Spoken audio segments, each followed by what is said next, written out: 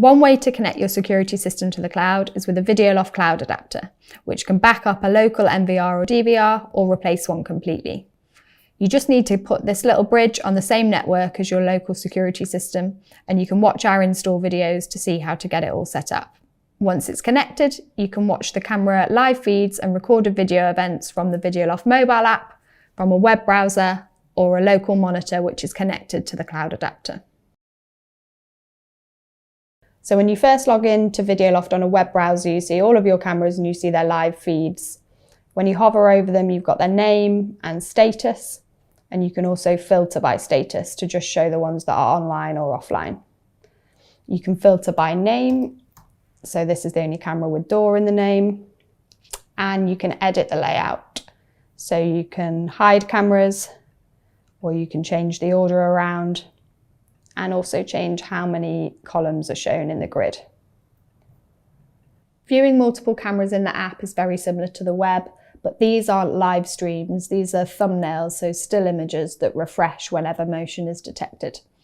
And there's 3 different viewing options up here. And finally, as well as being able to watch the camera feeds via the cloud through the Videoloft app and web viewer, you can also watch them over the local network by a monitor that's connected to the cloud adapter by a micro HDMI cable. Then to view an individual camera, you just click on it. So the live feed is at the top and you can move around in that video. And here you've got all of the recorded video events. To play an event, you just tap it to play. You can download it to your camera roll, or you can share it via email, text, WhatsApp. Each event has a duration and a motion score. The higher the number, the bigger the motion. And as well as scrolling through events on the timeline, you can filter them by date and by object detected. So here I can click on person to see the events that have only got people in them. You can also change the camera name up here by clicking the pencil icon. And for cameras that have PTZ controls, you can control those through the Videoloft app as well.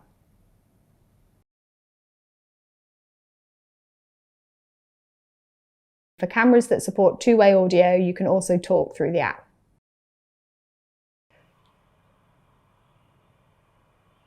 Hello? And it's exactly the same in the web. So you click on the individual camera to view it. You can take the live feed full screen and then search back through the recorded events. To play them, just click them. You can download and delete. And you can select multiple at once to download in bulk or delete in bulk.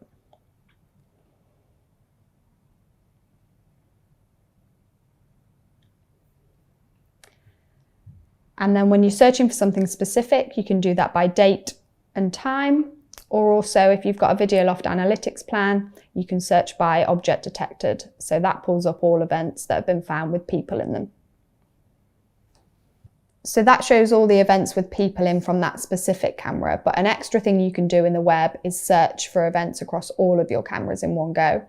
To do that, just click on the Events tab, and then here you can see events with people in across all of your cameras.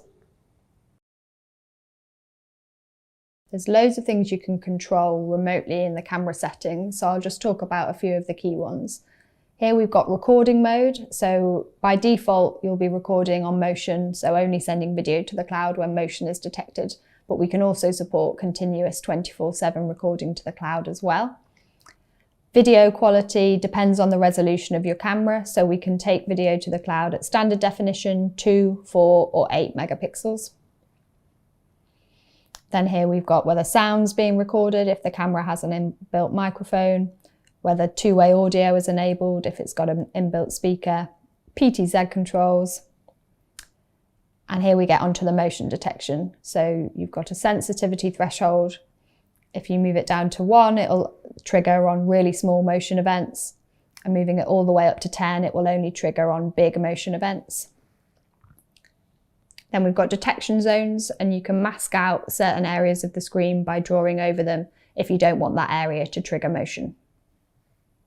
You can receive motion alerts by push notification, email notification, or both.